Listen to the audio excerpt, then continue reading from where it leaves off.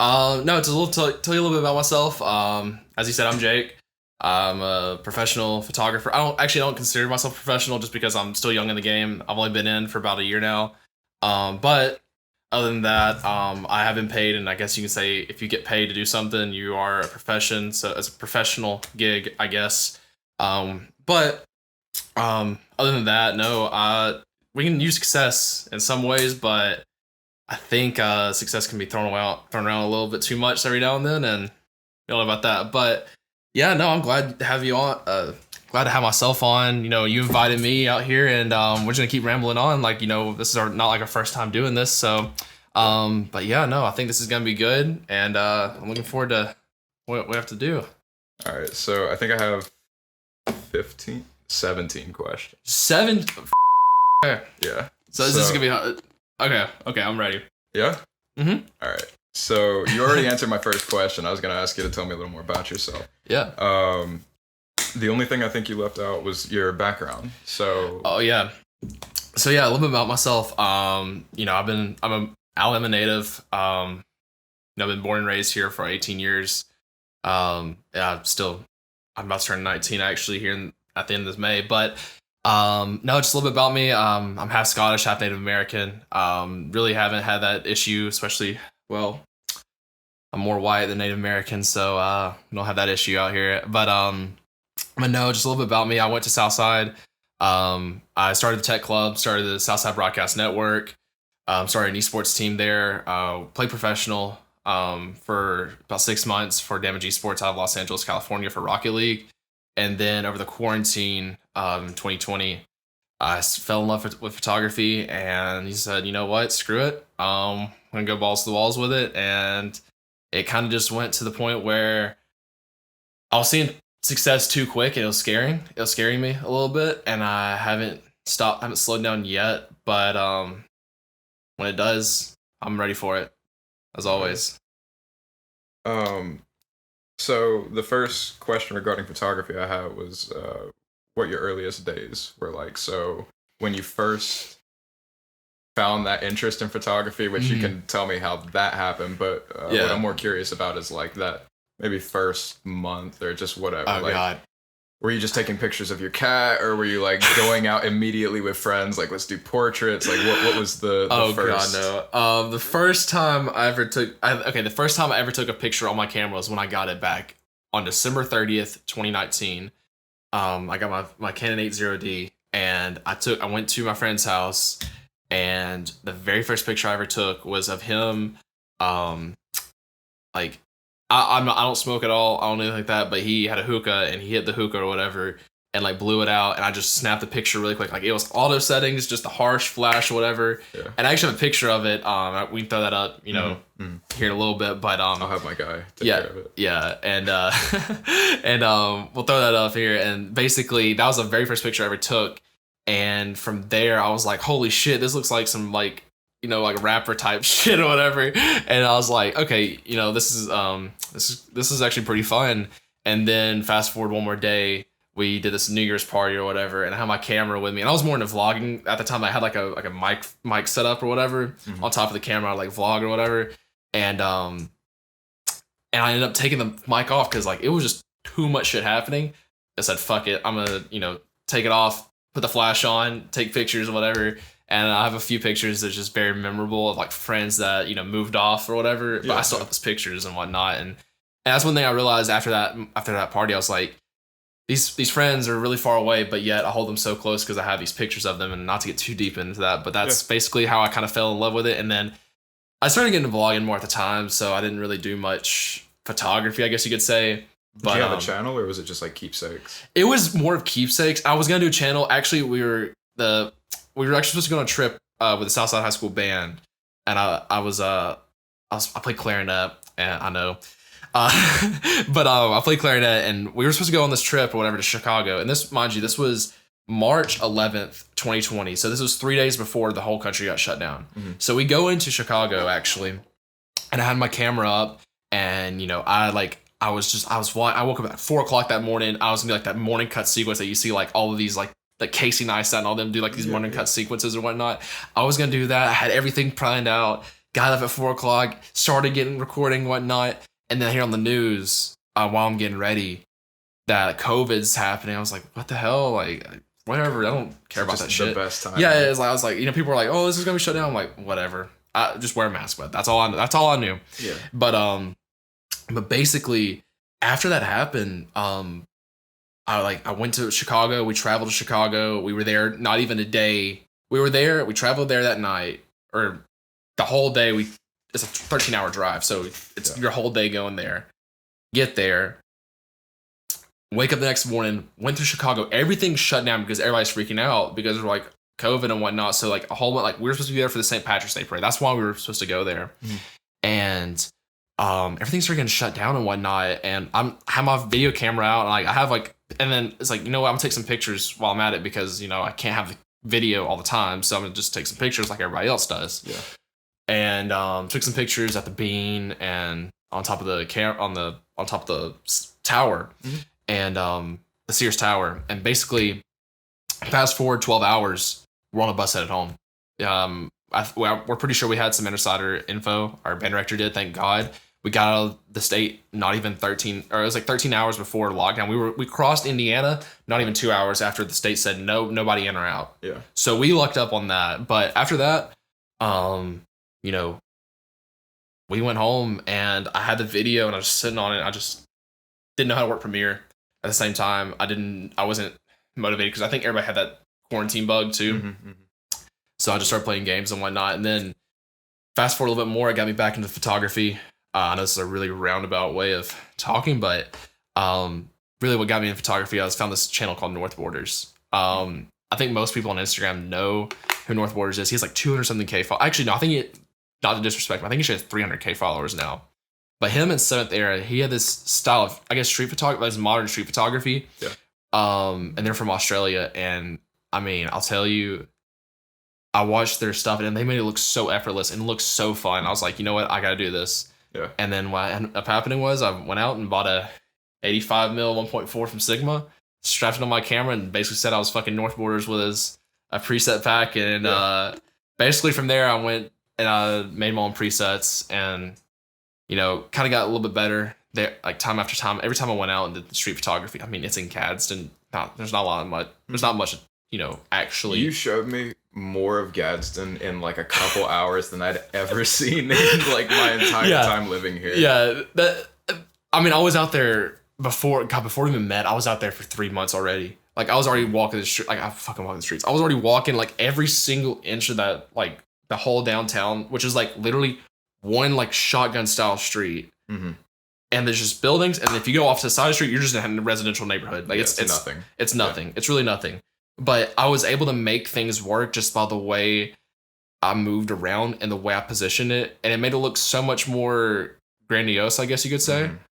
It looks way bigger in your pictures. Yeah. And that's one thing is too, is like I realized I was like, okay, I have this talent where it's like, okay, I have this eye, and I had people tell me like, you have this eye that like, I've never seen Gadsden like that. I've never seen this. I've never seen that. Like, whatever. And I was like, okay, I'm gonna stick with it. And basically kept doing it. And I took pictures of like these people walking down the street or whatever. And they were like, they said like, oh, they're really, really good. Do you mind if you just do pictures of just me? I'm like, sure, why not? I see everybody else doing it all the time. It looks easy. Yeah. Well, I guess that same thing applies. Like, you can make Gadsden look so much nicer than it is. I mean, you can show it in a way that people have never seen it before. That's kind of how I felt with a lot of the pictures you did for me. Like, I was like looking at those. I was like, I don't look like this. Like, that was a new side of me I never saw. So I think that was really cool.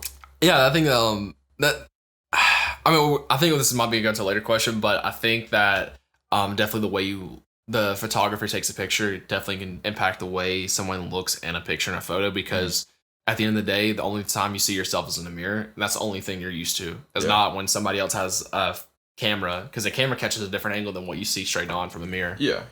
So it's all perspective. It's all perspective for sure. But but definitely in Gadsden. Oh God, I somebody asked me actually not too long ago, you know, what do you do? And I'm like, I'm a street photographer from Gadsden. And he looked at me, he's like, Gadsden. I'm like, yeah, we don't talk about it. But basically, coming back to my other point, I was basically saying, I took these pictures of people. They said it looked easy and whatnot, and I learned portraits are not easy. Yeah. Took a lot of learning, and then from there, I am kind of where I am today. So That's awesome. Still young. Yeah. God, that's crazy. You just said it a little while ago, your age, and I forgot. I kind of assumed you were older than me for some reason. And yeah. You're not the first person to tell me that. Sorry. You're not the first person to tell me that, because we'll get into a little bit back in my background. I lost my mother at 14 years old, and I think that helped me grow as a young adult, a lot faster than most people in my age group. Yeah. And it helped me have a different perspective on life, where I'm valuing each day as something separate from yesterday. Yeah, absolutely. And I think that's one thing that people definitely my age, you look on, like, don't focus on yesterday, because tomorrow's always ahead of you. Yeah. So, yeah. No, I remember we had that conversation before we did the shoot, and I resonated so much with that. And that's honestly what I'm hoping this channel is going to be about, is really just helping younger people figure a lot of that stuff out. For sure. And, like, I'm trying to keep 5 content pillars, right? So hit all these major categories, and I think one of them is literally hitting that exact thing. So advice for young adults and being rushed into adulthood specifically. So I feel like you could get that. Yeah, I think especially with, like, today's youth, it feels like everything's rushed. Yeah. Relationships rushed. You know, you have to have sex on the first date. Like, I'm not... It's this instant gratification. Yeah, it's this instant gratification. Thing. I mean, it's... Everything's like that now. I mean,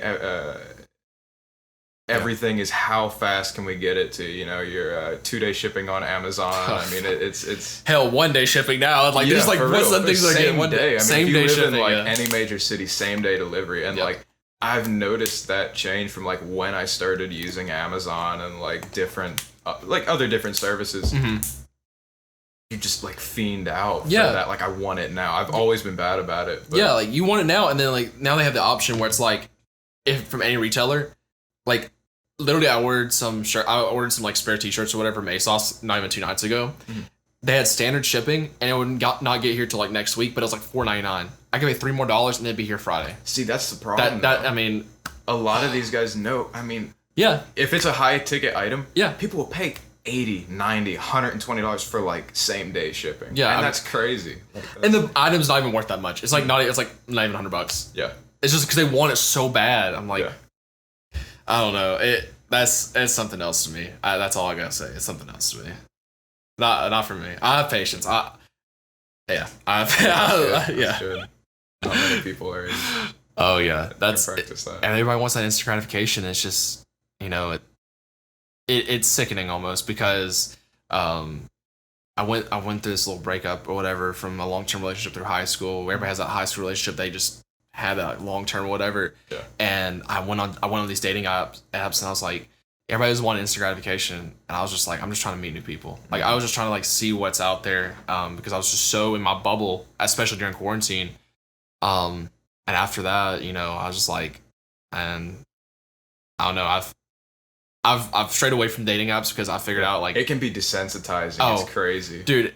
It's you become a machine. It's literally just you become a machine. You swipe right or left, and this, like, imagine, like, you know, one of us looks at each other, and within less than a second, I determine whether or not you're good enough for me. Like, that's such a toxic mentality. Oh, and it's with everybody, and it's both males and females, whoever. Like, it's literally just everyone. But I feel like if you meet somebody in person, like, it's a coworker or somebody you went to school with or whatever, and the energy's different. Like, it's not even looks. It's like you want a vibe. Yeah. Or, like, at least people like me, like, I want a vibe. Because that's the number one. But when you're on Tinder, you don't get the vibe. Exactly. You're just, like, looking at... Yeah, because you're not making that eye contact. Like, literally the eye contact just says everything. And also... How do we sit in silence? Exactly. How do you fidget when you're sitting there? Like, just, like, all that kind of stuff. Like, it's an energy thing. For sure.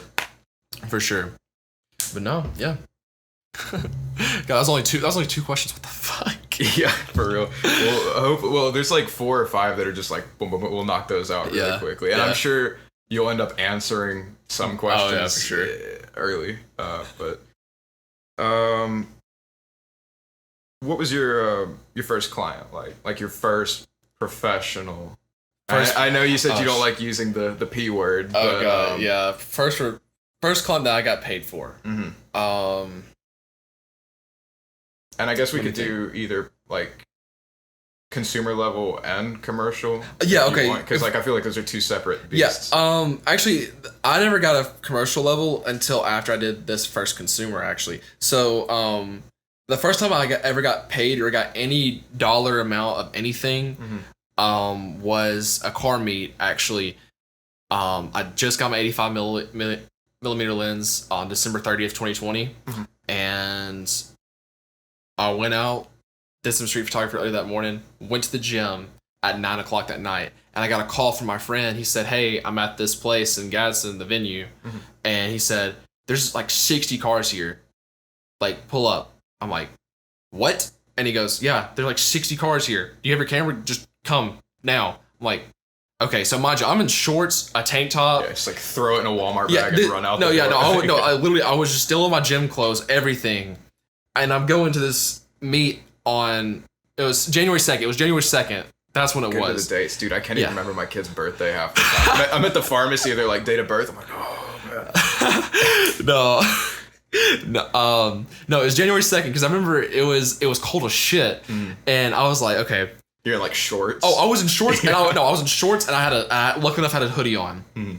But by the time that you gotta have that pump cover. Yeah, I had the pump cover. Yeah, and I had the hoodie on, and literally I was holding my camera, and I remember looking down, and all my fingers were red, and my hand was white, and they was just swollen. Oh, but I couldn't feel them. I'm just like the cracked skin. When you're in the heat of the moment, like that. Yeah. Oh, dude, I was pumped because it's like cars, like I'm saying like Nissan NSX, Honda NSXs, Nissan like 240SXs. Such a pretty car. Oh yeah. I saw an S14. And then there was also this Mustang crowd called Crowd Control. They're a little car group down in Birmingham. Yeah. I say little. They actually have like a shit ton of members actually, but it was a whole bunch of muscle cars. And then there was this one guy named Danny. He lives up in Boaz, and he has this Supra, this 890 Supra, this brand new Supra, 2020. I think it's 2021 actually. White. It was beautiful, and. Anyways, I go down there, and mind you, like they was like, hey, like they were telling everybody there, like, hey, I have this photographer coming down here. Do y'all want like get up for pictures and whatnot? Yeah. And basically what ended up happening is one of these guys had like this SN 197 Mustang, which is like I think it's 05 to like 2010 or 11. No, 2012. I think it's 2011. That's when they had the facelift. So it's that model year. His was an 07. And it was white, and it was really nice. And his name, I forgot his name on Instagram, but I took a picture of it, and he paid me like it was like $10 or something like that. I told him like it was my first dollar ever. Yeah. I was like, so when you left, and your friend called you, did you go into it with I'm about to make some money, or were you planning on doing it for free, and then they're just like, here's $10 or something? No, it was definitely going for free. I was already at the time, I'm still way too young. I don't think I deserve any money. I still don't believe I deserve any money. So did you ask, or he offered? So the thing is, I went in and I said, hey, do you mind if you give me the $10 for processing? Because I was also worried about copyright. Because I've heard photographers will get like screwed over when they don't have any copyright things. They'll take that picture or whatever, put it wherever they want to out on the internet, make money off of it, and you don't get any residuals, anything like that. So I said, do you mind if you do $10 or whatever? And then I'll cover like all processing. Because I took like close to 180 photos of his car, of just his car. And what ended up happening was one of the things he posted it, tagged like some Mustang page and like a couple other ones, and it got like close to like 100,000 likes in total, just that one picture. Damn, really it's like with his car, he's probably one of the best, like that model year Mustang. Like usually most Mustangs don't get looked at that much. Like it's usually the newer ones, like the 15 and above, the new S550 ones. But his SN197 is the cleanest one I've ever seen, and I was like, dude, I got it. Like, to be honest, and it's still one of my like favorite pictures I ever took because I did it at the venue. I had like this really like really red and blue like look to it, and it was like very like cyberpunk at the same time. And it was like it was everything happened the right way, and everything fell the right way when I took that picture, and that was my first dollar I ever made. And from there, I had guys, people on Mustang pages like hitting me up like from out of state. Really? And Did you end up doing any of those? No, I didn't, because like some of them were like from Arizona and stuff like that, and I just can't travel out there for just the money or whatever. So I'm like, I got you. But I told myself if they ever come to like any car meets or anything like that, I'll do them for free. I still do them for free actually on car meets, because it's just a community thing. I really just try to help get my name out there. Try to help people out. You get 100,000 likes on something you did. That's exposure and at the very least. Actually, I'm not gonna say anything, but basically on one of the pages, it got close to like 14,000 likes, and I didn't get tagged in it. I was so upset. I actually had to message the page, and I finally got tagged in it, but it was after the first it search. Already got majority. It was already out of the algorithm. It sucks. It sucked, but. Honestly, I give everyone photo creds. Like, it could just be like the dumbest, like something on my story, and I'm like, photo creds. Like, same thing here. Dude. Same thing here, because I'll get into it later. Yeah, but that was captured the memory, man. Yeah, it's captured the memory, and the thing is one thing with photography is I remember each date, because I remember sitting there and editing all those pictures. Mm-hmm. And I remember still seeing like the time, like the date stamp on the top. So I'm like, I just remember it. That's how I remember my dates. That's awesome, though. I love that. Yeah, if I don't take a picture that day, I don't remember that day. It's weird. Are we okay on time, or we hit our 30 minutes yet? Fuck, I forgot. No, we're still 22. Yeah, 22? We're good. Yeah, we're good. Okay, so we got your first client, right? Yeah. Do you have a commercial one you want to talk about, or? Actually, I can't talk about it because my first commercial one was with. That was the NDA. That's the NDA one. I can't talk about that until November, or actually. I can't talk about that. I can't talk about it until my non-disclosure agreement goes up. But I'll say this. Can you like name them or anything? Or is like no, absolutely not. Okay, because cool. No, there's like it's no I can't, especially on the public forum. Maybe in person, but like I can't. I can kind of adapt the question then. It's no worries. Yeah. What is the best like person you've worked with? Or what's my best person I've ever worked with? Like what was.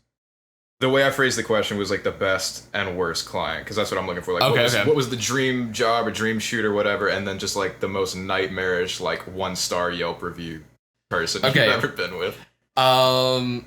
Actually, my current girlfriend could be up there with the 5-star, just because that was like our first quote unquote date we had or whatever.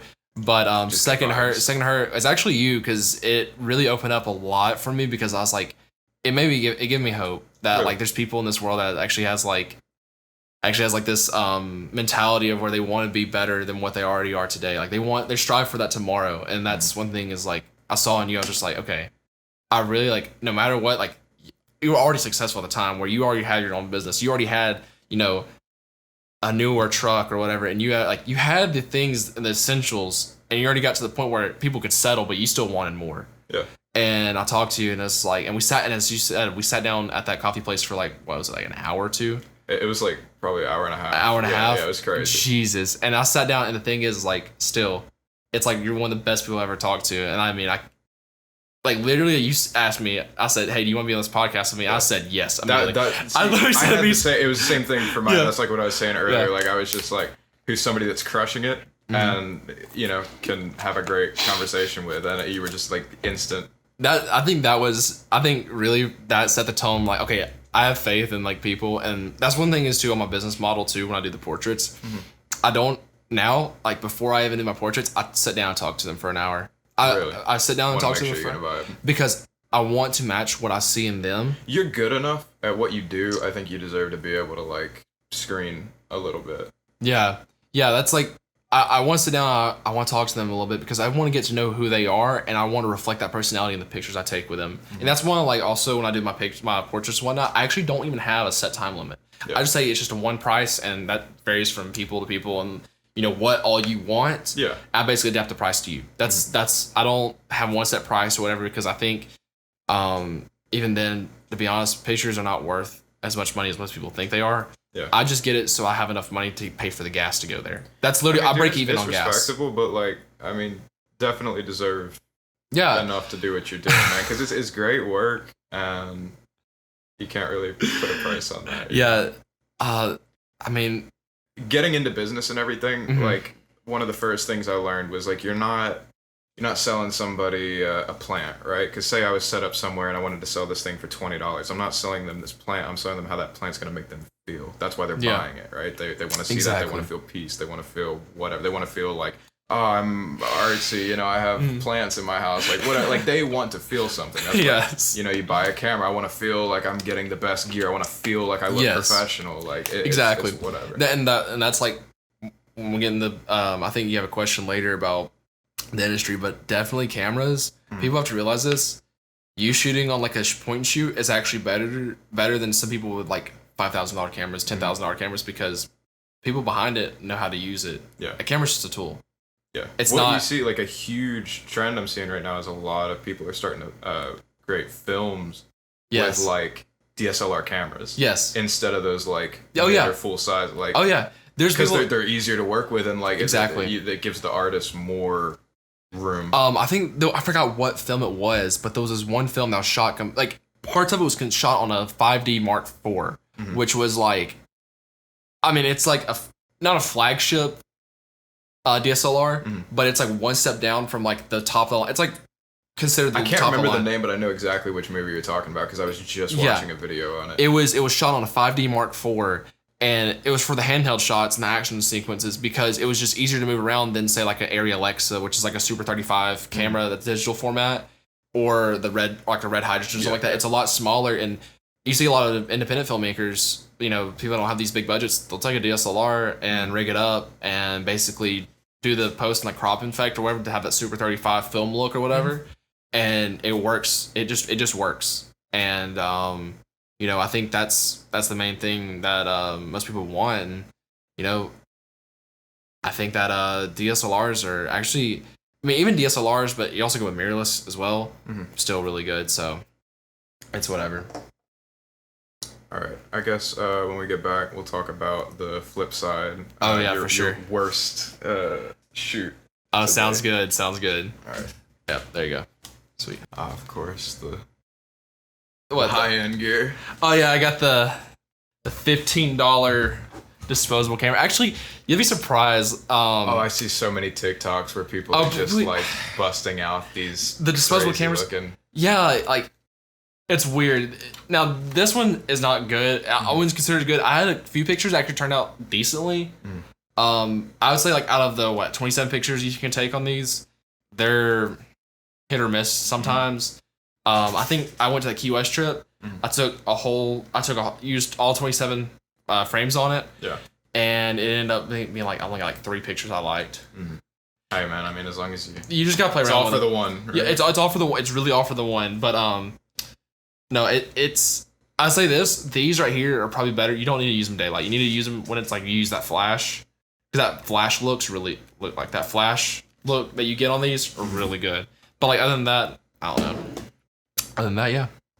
So yeah, I'm gonna start it back. Yeah, I got one going here. We're good. All right, sweet. So I guess we'll just jump right back where we were. So we got your best or your favorites. What was the worst? You don't have to like name them. I get it. Yeah. That's like unless they were that bad and you're like, listen, Mister, this person, you were the worst. No, I don't think. Okay, man, it was hard. I'll say this. Yeah. I knew them. They knew me. I knew them back from high school and whatnot, and they really wanted some pictures and whatnot. I said, hey, this is the price. Cool. I undersold the price in the first place. I should have charged like double what I did, to be completely honest. But we for like gas money. Oh no, it was less? Oh no, it was more just for the gas money. I drove all the way to Birmingham and back. My God. Yeah, so like it was. I drove. Okay, yeah, I know, and the thing is, I picked them up too and took them with me. So that. So you had to like ride back with them after. Oh God. That's why it was the worst. I think I'm never making that mistake. I'm always. Yeah, unless I know the person really good, like it's a really good friend of mine. Yeah. That's the only time I'll ever get away with that.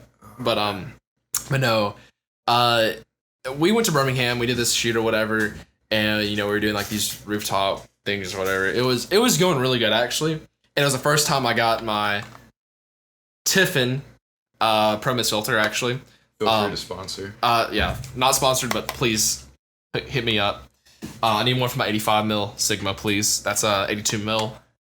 82 millimeter threading, but it was the first time I got that, and she's mixed. And the thing is, I found out like Pro Mist filters actually look really good on like a darker skin tone because it softens it softens it up a little bit and makes it look a lot more glowing and like lets the light hit on them. Like it looks. You put a Promise filter on, you look like an angel. Like the lighting is literally heavenly. It's just it's different. It's not like that sharp aesthetic that I used on yours or like a couple other portraits. It was the first time I did that, and it was also like one of the first times I actually shot a girl. So that was also one thing too. But she liked the pictures. It was really good. It's just that again, we sat down and had that conversation. It just did not. I was just not feeling it, to be completely honest. I wasn't enjoying myself. It was just too dry. Yeah, no, it wasn't the conversation. It was bad. It was just like I didn't. I just wasn't enjoying myself. I didn't enjoy doing the part taking in the art. That's one thing I was like, So the style was just too far from what you were usually. Actually, I got better at the style. It's not the style was messing with me. It was just the person and the energy that was being was not being reciprocated at all. That was the main problem I had. But the photos came out really good actually, and also one thing. So she was still happy with like. She was still happy. Okay. The thing is, like 20% of the photos, and it was like the really basic ones that I have that like, which is like the safety net ones. Yeah. But like there was like no artistic influence, but like all the ones that I thought were really good, she just kind of threw them out the window, and it's just like, it. Yeah, those are the ones you can post, Yeah, that's. I think I didn't actually end up posting them. Because I asked her and she said like because I have an agreement and in I said I still get to dictate this is my art, this is my thing or whatever. I said hey, I do have politeness where it's just like I can actually dictate like how it's distributed, so like people don't steal my shit. That's why I have that little subtext in there. But I asked her, I said out of politeness, I said hey, do you mind if I post this set of pictures in this format or whatever to tell a story? And she goes, to be honest, no. And that's why I never posted them. She posted some of the pictures that I had. It's just the ones the pictures that she posted, not a single one was in that set that I had. Yeah. So, you can only do so much. It wasn't doing you any favors, yeah. It wasn't. I didn't do him any favors. It's just that it was. You want to showcase your good stuff. I mean, I get it. Yeah, it was. And I want to showcase my art. But I did it out of politeness, and I knew her. Like she knows me and whatnot. So I was like, you know what? We're gonna come back around to this. I think next time we go, if she ever wants to shoot again, which I think she said it, she actually did. Yeah. I'm definitely gonna do a lot different. And I think she'll enjoy that too. So I'm looking forward to it for sure. Yeah, man, I think that's so essential that both people are like on the same page as far as like what we're going for, what we're leaving for sure. with, and that's what I really liked about you. I mean, I guess I kind of went into it just like, dude, whatever.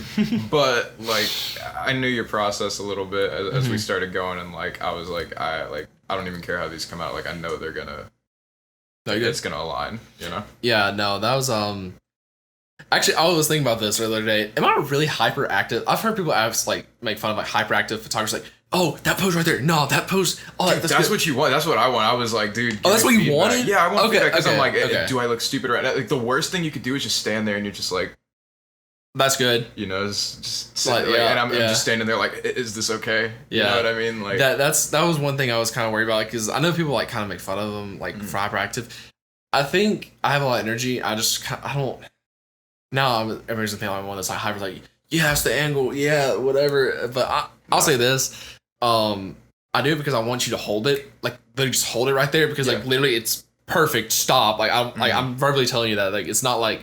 I'm just trying to be like, it's like, oh yeah, that's good. Oh, like just doing all this other shit. No, it's just like, no feedback, dude. Totally. I mean, feedback. Other people might disagree with me, but I think it works best for both people. I think, and also the end result always comes out better because you have the connection not between the art, like the photographer, but also the model. Yeah.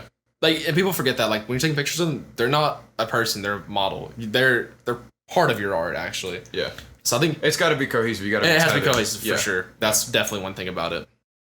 I feel like after a little while we got into that groove where we're like kind of acting as the same thing. You know what I mean? And like I kind of started getting a vibe for like I knew what you wanted, you knew what I wanted, and like it flowed. And the storytelling too was a lot easier and a lot better. And just the flow came a lot. Dude, when easier. I went back, I know we talked about this. Yeah. And we were both like, God, I hate when people post like a million pictures from like one day.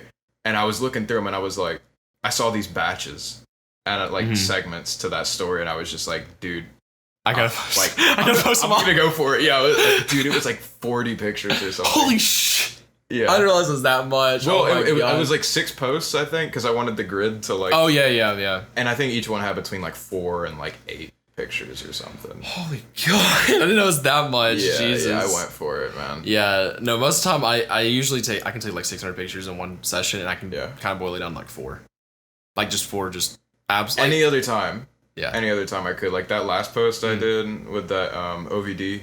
Oh yeah. I took like a billion pictures, and I think I narrowed it down to like 4 or 5. Yeah. And I don't know, it just depends. That went hard though. I like that. I like that. That looked good. That looked good. Thanks, dude.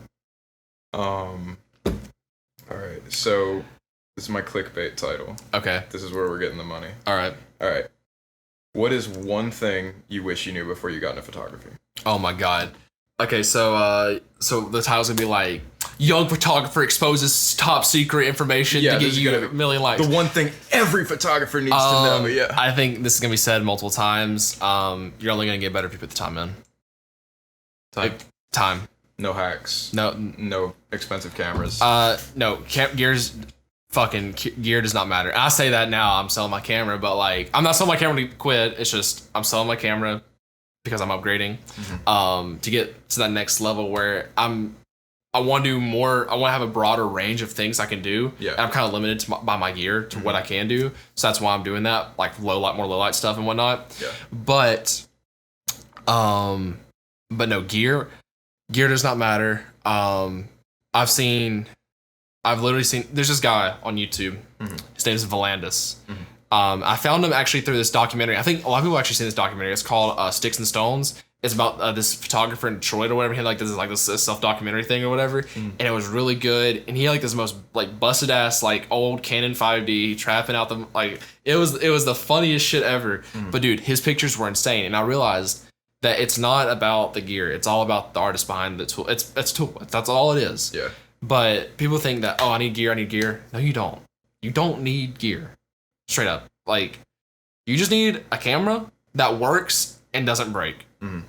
That could be Sony, Nikon, Canon. If you use Nikon, you wear shorts and take pictures of birds. I don't care what you year round. That's just... No, I'm kidding. Not to hate on Nikon, but damn, that's it. I swear to God, every with Nikon fan. Bro. No, yeah. Fucking Canon, Sony gang. Louis Vuitton. Okay, what case is that? MKBHD. Yeah. I forgot about that. Collab. Yeah, the D brand collab. I forgot about that. Yeah. No, I need to get in the D brand skins. I hate it, dude. I could not speak against them enough. It is the most complicated. Like, okay, I got a D brand skin for my AirPod Pro case. Dude, they send you 2 skins because they know you're gonna fuck it up, right? I fucked up both. Oh shit. I mean, not even close, not like tolerable, like, it looks bad, but I can still, like, dude. You couldn't use an X-Acto knife? You couldn't use... No. Oh, dude, it requires, like, equipment. They're like, you're gonna need a hair dryer, you're gonna need, like, clamps and, like, all that. It's like, what? For an AirPod Pro case? Yeah. Dude, that's nah. So bad. And, like, that's okay. Yeah. That one went on fine. Ignore my "you got vaccinated at Walmart" sticker that's just completely rubbed off now. But dude, these anti-vaxxers. No, I'm just kidding. No, we're not gonna get that. That's the topic for another situation, another day. That doesn't fall under any of my content pillars. But fuck anti-vaxxers. No, just chill. Okay. Stay healthy. Back to clickbait. Yeah, so there's no hacks. There's no hacks to it. You're not gonna time. It's only time invested, and how you learn. It's all about how you learn because everybody gets imposter syndrome. And I think most photographers that's done it for a minute already knows. Like when I got the North Borders preset pack, every picture looked like North Borders. It didn't even look like my own. I started watching Valandis and started seeing the creativity. And basically, what I started doing was taking his preset pack of North Borders and changing up. Like I would have some of the color stuff still there, but I was changing it up the way it looked. Like it looked like a whole different vibe. And I think that's important. I mean, you can copy somebody initially to get like a good feel for how to do it right. Yeah, like how to do it. Figure out how to do it your way. Exactly. Like, absolutely. You can adapt. Exactly. But, and that's one thing too is like especially when you get into photo editing, Most of these pictures that you see, photographers, it's literally, I think now, especially with Instagram, it's editor first, photography second. Yeah. Because you can take, like, literally, if you have a decent enough camera where you can take a picture, like enough megapixels where you can crop in and whatnot, you can take a wide enough picture and just kind of crop in and make the picture look good, quote unquote. And we'll then get just into that later too. I have like a whole and then basically from there you can just edit all the colors, and that's how you get like these crazy ass like these pictures that get like 14,000 likes. I'll say that's like nothing, but like most of these photographers get like 20,000 likes, whatever, and they do the photoshopping and mirroring and stacking. And we can get in that later, but yeah, we absolutely will have like a whole thing about it. But basically, there's no hacks other than get Lightroom and actually learn how to get good at it. Like, I would say get good at it, but like learn how to use Lightroom, because Lightroom will be your best friend, because you can kind of be like a subpar. If you can be a subpar photographer and get away with good editing. Well, see, you sent me the raw photos after that shoot, and then it was a little bit before I got the finished one. So I'm looking at these raw photos and I'm like, oh God, these are so good. You know what I mean? Really? Yeah, I like, because again, like most pictures that people take of me, it's just like awful. You know what I mean? It's just like I know. I'm not saying like yes, you look bad, but no, like I have the those same kind mentality. Of pictures. I have the same mentality. Yeah. And then I'm looking at these, I'm like, oh man, you know, these are gonna go so hard and all this. I'm like, I'm sure they'll be nice edited, but like it's probably gonna be like within 2 to 5% better. And then you sent those, and I was like, "Oh my God!" I remember that night I was drinking with a couple people. Yeah. And they were like sitting on either side of me. I had my iPad, and I was like, "Oh my God, he just sent them." And they were like, "Sent what?" I'm like, "The pictures from the shoot I did." And they were like, "What?" And I'm looking through them, and they were like, "Yo!" Like everybody, like every time I saw them, they were like, "Yo!" Like, dude, it was crazy. Like everybody was amped. I was just sitting there. I was like, "Oh my God, dude!" It was good to great. You know what I mean? Dude, I'll say this. What I said about the subpar, like you could be a subpar photographer and be a 10 out of 10 editor, and you will straight up will go like your business will take off. Yeah.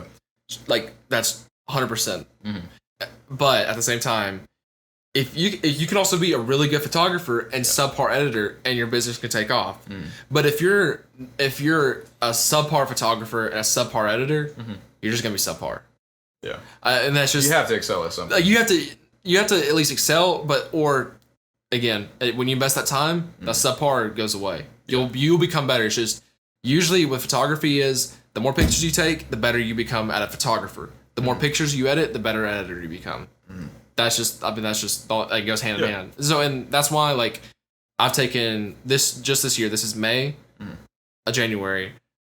I try to make it to go out to at least some location and just walk around for an hour or two. I try to at least once a week. And I've already kind of racked up close to like 5,000 photos just this year, which is really nothing. Yeah. That's nothing. You should see my mom's collection. Yeah. Dude, she's got like 56 terabytes of like home picture and home video. Holy God. I swear, dude. She's got like a whole data array. Oh my God, dude.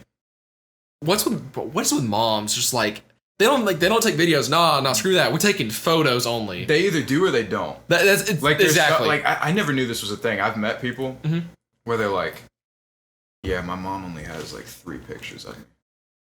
Yeah. Like yeah. What? Yeah. Like my mom has like 3 terabytes of Jesus me. Christ. Like, it's insane. Yeah, that's one thing. The thing is, my mom had a lot of pictures of me, but it was like they were all printed out, so they weren't digital. No, do that and then take pictures of the pictures. So they're all there. It's insane. And my mom actually like did a lot of them like printed out, whatever. And the thing is, when she passed away, she didn't have a lot of digital format. The only thing I ever have, I have this camcorder when I turned 8 years old.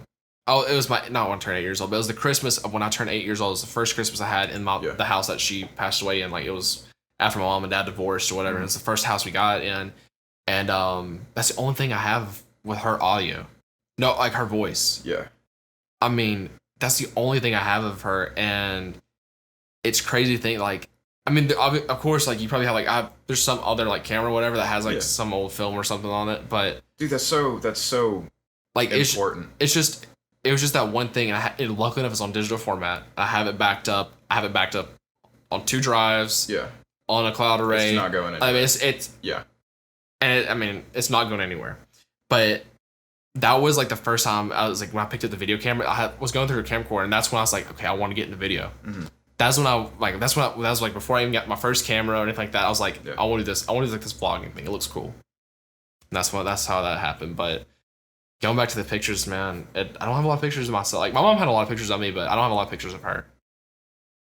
Especially, I know what you mean. Yeah, it sucks, and the voice thing is huge. Because the voice is where it all comes out. Like, that's where it shows. Like, you can look at a picture, even a silent video of somebody, and you know nothing about them. But once you hear their voice, you hear the character, you hear the soul, you hear, like, everything that they've got. Exactly. And it's crazy because everybody's got a story to tell. So after somebody goes, like, you can't tell that story. Yeah. You can't tell that story. My goal is to really capture a lot of that out of, like, everybody I know. Like, it's part of the podcast. It's part of just, like, a personal thing. Like, to be honest, man, I would give up anything to hear my mom's voice. I don't even know what her voice sounds like anymore. Like, I don't know what it sounded like for like she was 14 when I passed away. For that, from 12 to 14, I don't remember any of her voice. I don't know what her voice sounds like. And I think, especially to like the listeners there, or the viewers on YouTube, the listeners on Spotify, go talk to your parents. Regardless if y'all have a bad relationship or not, because tomorrow it's not guaranteed. Yeah. And that's one thing. I mean, she passed away with cancer or whatnot, not to get too much into it, but basically she was out of my life pretty quickly. She was, and only I was 14 years old. I know people have lost their parents before, but the thing is, like before like 14, like they were still younger or whatever. Yeah. I was at the age where I could cognitively like know what was going on consciously. Yeah. You know, like I had emotions and whatnot, and that's one thing too about it. It was just like, losing her was like, that was everything to me at the time. And I kind of realize now it's just like, you kind of have to live for yourself, but also I live with her. Yeah. Live with her in my heart. And that's why I wear this little, for viewers, you can see it. But the listeners at home, I have like this ring. It's a Scottish ring or whatever. It's a warrior's ring. And it was passed down from her dad to me. And it's supposed to carry on her legacy, and that's why I have it on me every day, every time. And if you see me, it's not on my necklace; it's on my middle finger. Yeah, a warrior ring you wear on the middle finger. You don't wear it on your like any of your ring fingers. You wear it on your middle finger. Yeah. Because that's because when you go into battle, you just have your clan with you. You don't have your family. Yeah. It's just a warrior thing. Anyways, yeah. No, that's awesome, man. I just lost my abuelito. I think it was the beginning of this year, end of last year. Again, I'm terrible with dates and stuff like that. Yeah. But, you know, he was sick. He was in the hospital, and he was out. Like, he couldn't communicate or anything. We didn't know if he was going to wake up. And he did. And I was going to call. I called him. He didn't pick up. I was going about my day. I was in the middle of something. He called back, and I think I texted him. I said, I'll call you right back. And I never got the chance to, because by the time I did, he was already gone. And, like, that was, like, a huge regret for me. So, like, since then, they call, I pick up. Like, that's, I know I was joking earlier about the whole, like, 2 a.m. I got do not disturb, but, like, you know, anytime. Like, I really, as I get older, like, I cherish family a lot more, man. Yeah, I think that's, again, with the young age now, it's like everybody's just, I see people. Well, when you're young, you know, you're always with your family. Like, God, I can't wait to get away. I can't wait to do my own thing, be my own person. But once you're away from them, you just want to be with them every time you see them. That's when they, well, and luckily enough, even though I'm with my dad every day, I try to, you know, he's my dad. He's like the last thing I have. If I lose him, I just have my brother and sister. That's it. Yeah. And well, I mean, I have my extended family, like my grandparents. But you're like your household home. Yeah, like I don't have my dad. Like, and he's been having to play mom for 4 years now. I'm now going to college or whatnot, but you know I'm moving out soon too. So that's gonna be a change for him, a change of pace for him too. So because you know he still works. Even though he's 68 years old, he still works. So but yeah, no, that's one thing that's like I realized like with family comes first, and that like I made this mistake early on actually when I was 13. I went on this trip with this youth group. I could have went with my family, but I went there and I kind of regretted it because like I knew I would have more fun with my family than the youth trip. Like I was like, you know what, No, that makes sense again. It's just priorities change, man. Like girls, whatever. Unless like I know I'm putting a ring on your finger, you ain't coming first. Family comes first. Yeah, that's for sure. I look at it. Yeah. And I'm gonna feel bad if I turn this page and the first question is just some corny. Like we just go over the heaviest stuff, and now it's gonna be like super light. No. Hey, you gotta have dynamics, contrast. This is actually a little bit of what we were talking about earlier.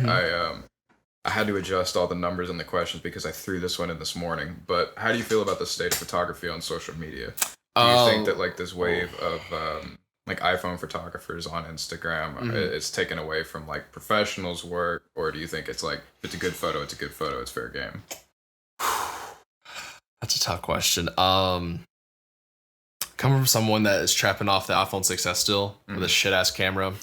You know what? I respect iPhone photographers. Actually, you know it's weird you say iPhone photographers. I have a problem with people who use VSCO filters. I don't know. I like VSCO girls. You heard it here. This guy is coming after you. Listen, no, okay, yeah, hot take. VSCO girls. God, no. The thing is, I actually had someone come in my DMs and they asked me, not nowhere else. They asked me this picture or whatever, of another girl, and they asked me, said, "Hey, what VSCO filter did you use?" I told them I said, and just blocked. No. I know. I have pride, but I have to defend my pride. I said, you let her have it.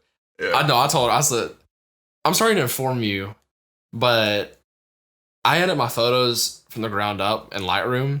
I don't use filters. I know VSCO, like you can do presets kind of, but like it you're editing JPEGs. You're not editing raw pictures. Which raw, you have like a raw format. You have like way more colors and whatnot to work with, but. Through VSCO, I basically said, like, yeah, I don't use VSCO. Like, I'm sorry, I don't. And she's kind of like, she's like, what the fuck, or whatever. And I was like, yeah, to be honest, it really pissed me off because I was like, when somebody asked, because like I have this one picture, this one preset I use, like it's my preset, but it's like this one, like it's kind of orange and teal, kind of, and it looks I didn't know this at the time, but it's a very similar to another VSCO filter. And I had somebody else the girl tell me, like, hey, this is actually like it's very close to this VSCO filter. I think that's what she said. And I said, yeah, still screw her. I don't. That's cool. I don't. Yeah, that's cool and all, but like that her problem. Like, and that's one thing too is when it comes to editing, I use presets to help me like for the basis of like what I want the image to look like the feeling or whatever. But I don't let it dictate what the end result is. I don't slap a preset on, like don't change anything and just say, yep, that's it. Like very rarely. Actually, I had one of them, like the one with the picture of the car. It came out perfectly because it's just in that situation the lighting hit perfectly on everything. I didn't have to change much. Yeah. But on the other hand, I have to do like a lot of things, a lot of changes in the preset and whatnot. And I think that's what I think anyone who uses presets would agree with me on that. But when it comes to iPhone photography, I don't have a problem with it. Actually, the new iPhones are better than some DSLRs. Yeah. Yeah, do you have a 12 Pro? I'm in 4K 60 FPS right now. Like, it's crisp. Yeah, like, that.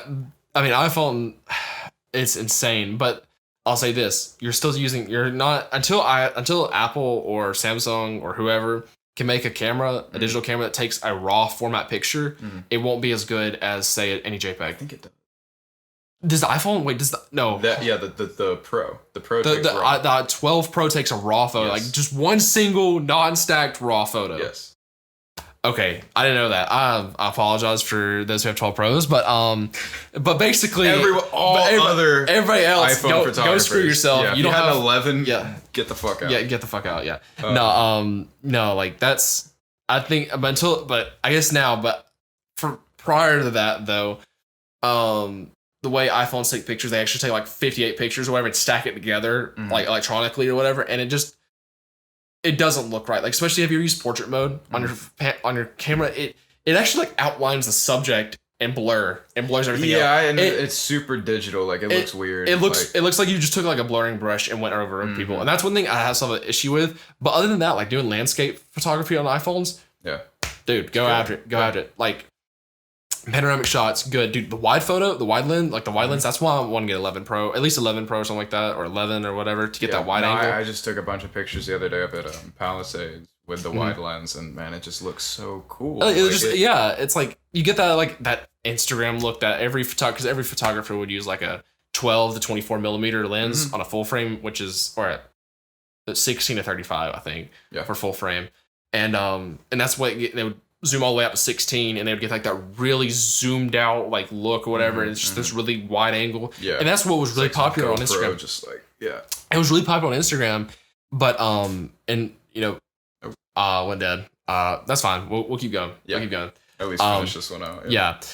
So basically, that really wide angle view. That's what everybody gets the likes from. I don't understand it. But going to the professional thing though, I don't think it affects the professional side. Because people who still want to use an actual camera, wants to edit those pictures in RAW format, still wants that, that traditional click, dude, that's gonna be a lot better. Straight up. It's just I think professional photographers are going to be around a lot, especially going into this new digital age, because you still have to worry about the artist behind it, not the tool. Yeah, for sure. Because I mean, like you said earlier, like it's the practice that makes the photographer, and obviously the iPhone people aren't taking 5,000 photos in a couple months or anything. Yeah. I guess sort of a segue off of that question though, do you feel like people are getting kind of desensitized to good photography? I was talking to my grandfather at lunch today about it, because I was reading him these questions, and after I read that one, we were talking about this, and I was like, I mean, 30-40 years ago, you see a good picture and it's a like wow, if it's good enough to be somewhere, it had to be great. But now you open Instagram and it's 100 like god tier looking pictures. I think I would say it's weird like this. You can, if you appreciate the art, everything looks good. Yeah. If you don't appreciate the art, it doesn't. I mean, I guess you can. There's some disagreements to that, but the way I look at it is with good photography, I think people have become desensitized to it because you're just going through Instagram and swiping and seeing 100 pictures of people's on iPhones. It's the Tinder thing again. It's the Tinder thing. Everybody wants fast food photography. That's what it is. And now that's why, you actually see a lot of people shooting on film now. Like you see a really like big. They just want something different. They just want that different look that was only captured on film. Because you think about those pictures 30-40 years ago, that was only on the film format. It was on digital. It was all film. So I guess the iPhone camera, it's catching up to the same like high end digital cameras that we got here. I mean, exactly. Not comparable, but catching up. It's catching up for sure. But that same process, that's why you have this influx of people wanting to shoot on film now, where they want to like.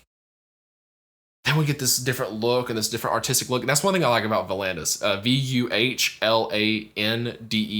Volandes from Detroit. He shoots only on he actually shot digital for a while though. Yeah. But he shoots like solely on film, I think. His niche right now. That's his thing right now. And dude, he's killing it. I mean, like on Instagram, it looks so good. And it's just, I'll throw a few shots up. Yeah. I mean, like, man, his work is actually really good for being on film, and nothing that's film like I don't think it's for me just because I like the editing portion. I actually like editing the photos. Now I think eventually I'll grow that phase where I want to shoot on film, and I'm doing like you can always do both. I mean, it's not like exactly. It's not like you're doing one or the other. It's just personally for me, I like doing the digital format. But with the fast food right now, everybody's going to digital format, so you have to have these crazy contrasting blue and purple and colors and like these like reds, and it's kind of whatever now. So that's one thing I try to like. And also if you look at my like the pictures I take, I actually kind of try to give it that film look. I noticed that. Yeah, like I try to give it that film look where it's like faded out colors. There's like a little grain to it. There's a little grain to it. Yeah, that's one thing I try to do as well, and try to mimic that film look, but also you can tell it's it. I don't want to say grunge, but you do have like a semi-grungy aesthetic. Like it's great, man. It fits for a lot of people. You did one in a warehouse a little while ago with that reflection and like the ambient lighting was just like insane. Dude, I was geeking out over that photo. I was like, oh my God. Yeah, that was my friend Jacob. And no, it was actually an abandoned school. It was an abandoned school in Jacksonville, Jacksonville, Alabama. Looks sick. What, like a gym or something? No, it was actually like this. It was an actual school. It was like classrooms, or whatever. It just was completely gutted out because it was condemned. I think the building was burnt or something like that, and it was condemned. Yeah. But it just got done raining that afternoon, and so like water still came in, and like it looked good. It's just that I think it was like too I don't know. It was the building was just monochrome, like beige dog shit. To be honest, like so it was that, really that hard. photo had like an amber hue to it. Yeah, it right? was really amber, and I was like, ugh. I'll throw that couldn't. one on the screen. Yeah, because that Yeah, was but that's Jacob. He actually he was the first time I ever got featured on a no well actually no scratch that he wasn't, but it was the first time I freaked out because he had this clothing Surrender Apparel. Mm-hmm. They featured me on the Instagram, and I opened it up. I was like, no fucking way, no way, like whatever. I opened it up. And I got so hyped. I threw them, like these headphones, I threw them off, and they actually hit my new monitor, and it broke my monitor all the way down. I was just like, oh god, like literally, I was freaking out, and then I went from like the happiest thing, I was like, damn it. So and I'm like, I gotta go buy another one, goddamn. That same sweater I was telling you about, the OVD one earlier. Mm-hmm. The owner of that company, and that sweater was 1 of 5, so he makes super super small batch. Holy god! Drops. He commented on my post and was like, "This is fire," or something like that. And I was like, I don't remember where I was, but I was just like, oh my god, like I was freaking out. Same kind of thing. I could have broken a monitor. But dude, I've been trying to model for this guy for like free. Yeah. Like I DM him like every day. I'm like, bro, please. Like, please. Yeah. I was like, you said it's fire. I mean, yeah, that's basically an invite to model for you, right? Like, if he needs a photographer trying to get some professional shit done, that's what I'm saying. Get your boy up. Yeah, we'll get it. Yeah, dude. We'll get that bag. No, for free though. Yeah. No, right? No, I'll get back. No.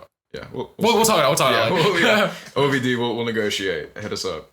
But no. Yeah. But no, I think we're gonna go ahead and take a little break real quick and go and get that camera set back up. So yeah.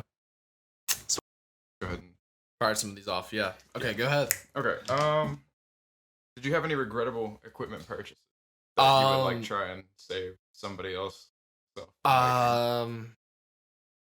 Regrettable. Buying the microphone. I didn't realize I didn't like video as much, so I think that was definitely one of them. And I think I say video like as a vlogging style, like it's a shotgun microphone, like a vlogging style. I think that's one thing. But the thing is, it did help me out in a few situations. So, and I'll say this: if you're gonna come from the cost standpoint, where it's like cost is everything, if you can get the ROI, like the return on investment, go for it. Like for me, the gimbal, I just bought like a DJI Ronin RSC2, which is like a double-handed mount camera, like gimbal or whatever. I think the ROI is gonna be pretty good in it. It's just it's gonna take me a while to train with it and like get good at it, and especially I'm still video. I'm like a novice to it. Like I still am a novice to like photography. I don't, to be honest. I think it's kind of funny that you like talk to me like I'm a professional photographer. I don't really think I am. It's just.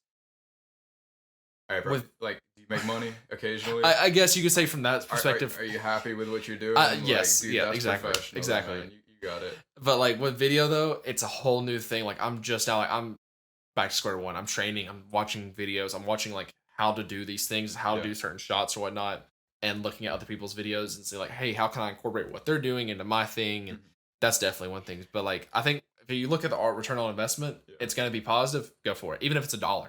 Like just go for it because you're not losing anything. Yeah. So just go for it. I don't think, but for me though, I think the microphone was definitely like the only thing that I had. Like, I'm kind of regretting to buy it. It was like, I mean, it's a Rode shotgun mic, so yeah. Automated slider. You know what I'm saying? Yeah, so yeah. Of course, I'm gonna use it every day. Yeah.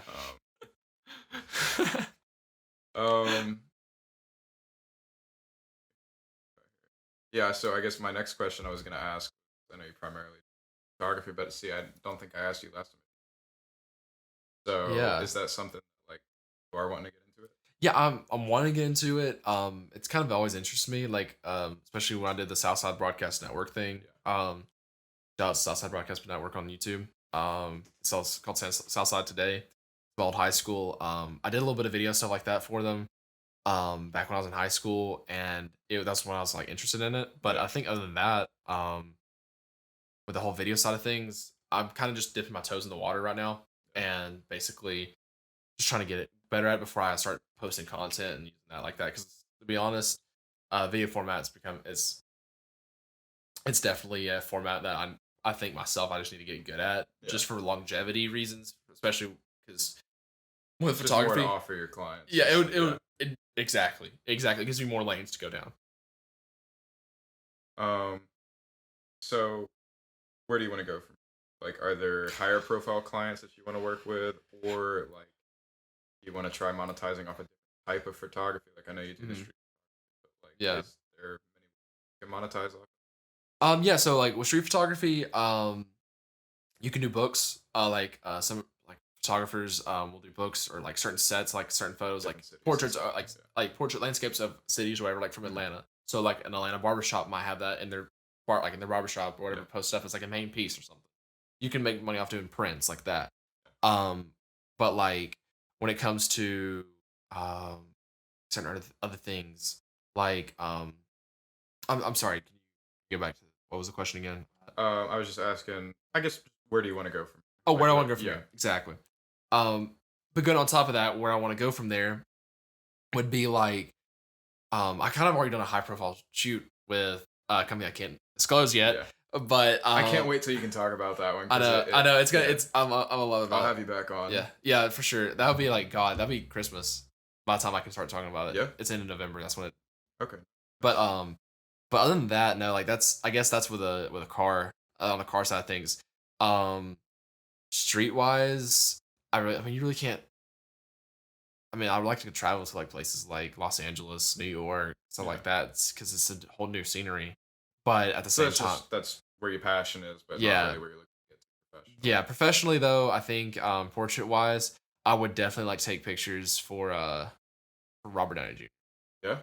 I don't know why, but I just like I know what I do, like what I can do, and I know that it would look really good. Like So if I don't know if why I were that's to just upload if I were to upload a 60-second clip to Twitter or something, yeah, and it just goes wild, dude. what's your pitch? Um, Assuming he's listening. Damn. Yo, Robert, your boy up. No, I'm just kidding. Um, you've been an inspiration to millions of kids, if not billions of kids around the world, especially with your Iron Man character. My personal favorite.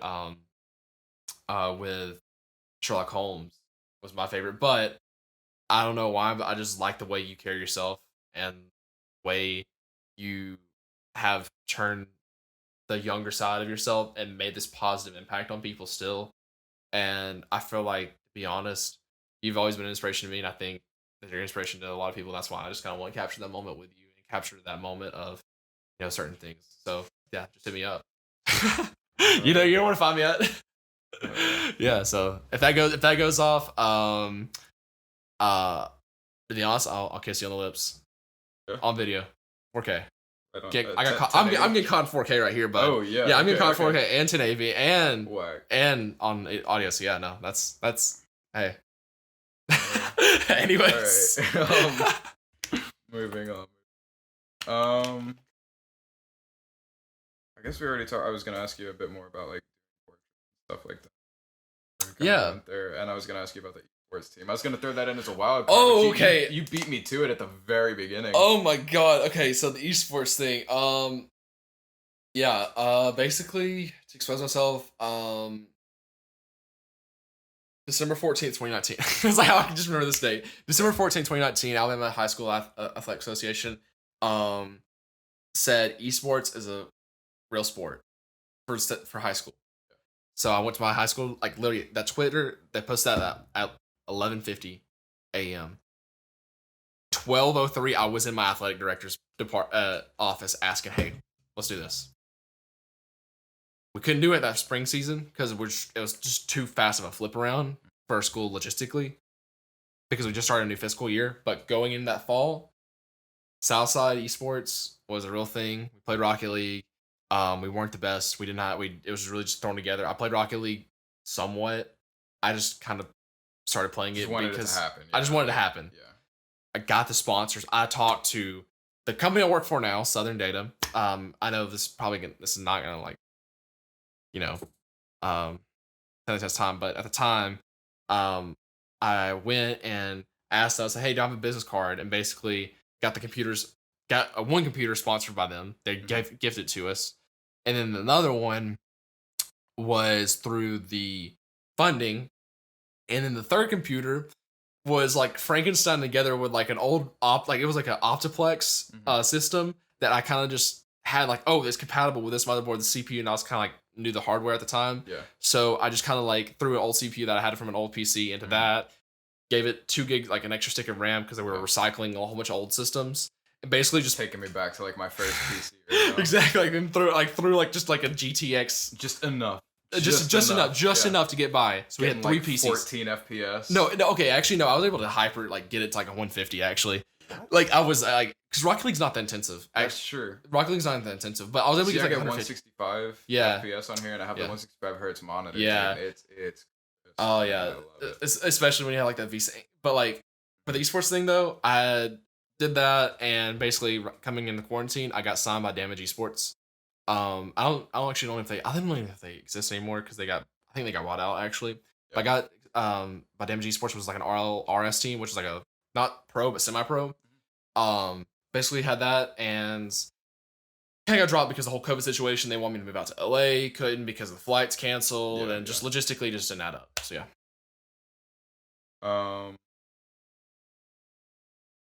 Have you ever considered starting a YouTube channel like based on photography? Straight Peter McKinnon. Oh god, Peter McKinnon. That's actually where I got that's what I was thinking of. That's the name I was thinking of. Not Casey Neistat earlier, but it was Peter McKinnon. Yeah. The coffee shots. And stuff they kind of like they coincide. They coexist. Mesh well, pretty well. Yes and no. I think it'd be a nice format to share my content and other streams of media and stuff like that. But at the same time, I think it would be more Peter McKinnon style. I think it'd be more of kind of North Borders. If you look them up on YouTube, North Borders, 7th Era, they do like this POV style where they'll have a GoPro or like a Osmo Action or hell even a Sony camera. That sounds like it would fit better for you. Yeah, because I did street photography. Yeah, exactly, and they do that street photography, same thing. And it's just very relaxing. Exactly, it's just the same process. So like I think, and it's also like it's just like a non-cut kind of deal where it's just like a 3-hour long podcast. Yeah, it's basically like a podcast style of photography. Yeah. So like that's why I think it would be a lot easier because it's also less. Because I think I hate video editing. I like photo editing, but I hate video editing. That's why I don't think I could do the video. But if I was able to get inspired enough one day and go full force in it, I can definitely see myself having a YouTube channel. 7 Media. Huh? 27 Media. Yeah, that's it. Nice. I already planned it out and everything. Hey, make sure. Yeah, make that out. Actually, make that out. Yeah. I'll like bleep it. Mm-hmm. Put like subtitles saying you said like horrible shit. No. I'm not trying to get canceled on Twitter, but I gotta have outlets of media. So yeah. So I guess you already named a couple channels. Like, do you have any other from right now? Or Volandis, North Borders. If you haven't checked them out already, I think they're not like Peter McKinnon level or like millions of subscribers. Yeah. But their way they do things. Artistic. I think they are very unique in the way they do things. I'll check both of those out after. Yeah. Probably throw some. Yeah. Just for visual food. Well, we're talking exactly. Here. Like North Borders, Volandis, those two right now are probably my main inspirations. Now, there's this guy named Tyler Shields, I think. He does his film photography, but I found him through a documentary about Hasselblad, which is like a film camera. Like it's if you shoot film and you know photography, you know what a Hasselblad camera is. Yep. But basically, he did like this review on one, or I think, and he shot like, oh yeah, show this Hasselblad or whatever. It's like a $50,000 film camera, really expensive. But basically, these really artistic, like out of this world prints, like one of one prints, and they like thousands of dollars or whatnot. But it gives me like the inspiration, like if I wanted to, I could do this shit. Like it's like Tyler, he's insane at what he does. Now, like personally, it's not my style. I think not personally, but it shows that if I want to do like, I mean this in the best way possible, weird shit. I can. That's possible. That's just the way I look at it. Yeah. Anything else? I think we got. Two more. Okay. Yeah. Okay. This one's short, but what are a few characteristics? Consistency. Don't use Nikon. Wear some other shorts. Well, no. Pictures of birds. Yeah, I mean, if you're gonna take pictures of birds, go ahead and use Nikon. And make sure you wear cargo shorts year round, even when it snows, with your sandals. But no, seriously though, characteristics. Be yourself. See yourself in your own photography. See yourself in your own art. Be yourself in the way you do things. And if you're complacent with yourself, then I think you'll make a great photographer regardless of however you try to portray yourself. You know, people that are not as outgoing, they say, "Oh, I can't do portraits." Yeah, you can. Just have your own way of doing it. You'll figure it out. It's just with time. Exactly with time. I think that's, and also patience. Patience is key, especially if you're doing street photography. I sat at one corner in Gadsden for 1 hour. That's nothing. Like I've heard people go out for multiple times Yeah. a week at the same time, trying to go for that one shot. I haven't got to that point yet because I don't have that patience. But 1 hour was a lot. I sat there for 1 hour waiting for this one person to walk by. Like I didn't see them earlier, but like I just wait for that one person to frame the shot right. Got it, and that's all it took. Didn't post it, but it was worth it in my opinion. All right. So my last question. Yes. It's a heavy hitter, but I feel like the kind of person that could open up with me for this one. Okay. My goal with the channel is to help people about our age with like whatever, you know, and Exactly. like on the surface level, that's gonna be what they're doing professionally, creatively, whatever. The other aspect is gonna be some real shit. Oh yeah. What is like the biggest problem or obstacle? And I mean that can be professionally, but if you want to hit us with a juicy personal one. Okay, professionally right now, picking back up my pace I had at the beginning of the year. At the beginning of the year, I was just hitting it over and over again, just one after the other, client after client, like that. Personally, right now, I think as of right now, May 2020 or 2021, health, personal health. Right now I'm trying to get to the gym, trying to get. I'm down to 200. I was at 230 last September. I'm down to 200 right now. Well, I think 200, 205. That's where I bounce around. Yeah. I'm trying to get on to 190 solid. Trying to get shredded and whatnot for the summer. But I'm just trying to get better health. I think other than that, personally, I think everything's going good right now. I'm getting, got good friends, got good people around me. I'm trying to stay conscious about that. Try to keep the good people around me, keep the bad people away. Personally, everything's going pretty good actually. It's weird. I don't have anything bad. I try to keep that. Hey, and yesterday, I try to keep that in the yesterday's energy. So that's a good problem to have, man. Yeah. All right, man. I think I appreciate it for having me on. Shameless plug, but follow me at DJT.27 on Instagram for the listeners. For the viewers at home, you can follow me at DJT.27 because you're still on YouTube and you're still listening. So you still got the audio version. So yeah. You got anything else for me? You want to plug any projects? Time to shine for my whole hypothetical, bro. You're putting this on, bro. I came down here. We did this. I don't know, like how much you gonna cut this down to, but I came down. We're putting this. This is going. I'm saying it's going on. This is going on. Hypothetical viewers here. Exactly. There might not be any. Hey, one's enough. One's enough. That one guy. That one guy. He's gonna clap for Robert Downey Jr. RDJ. You see my Twitter. If this is not canceled for the other comments, but you see me. We'll bleep him. All right, good. No, we'll see. All right. All right, man. Thank you for having me on. Appreciate it. Anytime. Sheesh. Yo. Oh my.